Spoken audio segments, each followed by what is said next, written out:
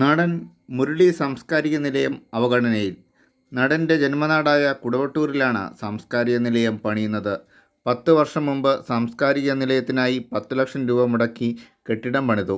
ഇപ്പോൾ സാമൂഹ്യവിരുദ്ധർ ഈ കെട്ടിടം നശിപ്പിക്കുകയാണ്.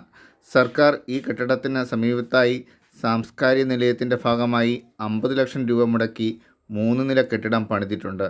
ഈ കെട്ടിടത്തിൻ്റെ അറ്റകുറ്റപ്പണിക്കായി ഇനി 35 ലക്ഷം കൂടി ലഭിച്ചെങ്കിൽ മാത്രമേ മുരളി സാംസ്കാരിക നിലയത്തിൻ്റെ പണി പൂർത്തിയാവുകയുള്ളൂ. 350 കുട്ടികൾക്ക് ഒരേ സമയം നാടക പരിശീലനം നടത്തുന്നതിന് വേണ്ടിയാണ് കെട്ടിടം പണിതിരിക്കുന്നത്. പുതിയതായി പണിത കെട്ടിടത്തിൻ്റെ ചില്ല് ജനാലകൾ സാമൂഹിക വിരുദ്ധർ അടിച്ചു തകർക്കുകയായിരുന്നു.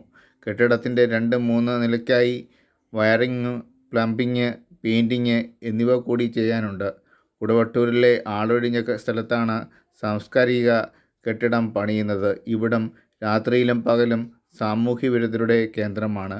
ഇതിനാൽ കെട്ടിടത്തിൻ്റെ അറ്റകുറ്റപ്പണി വേഗത്തിലാക്കി ഉദ്ഘാടനം നടത്തണമെന്നാണ് നാട്ടുകാരുടെ ആവശ്യം.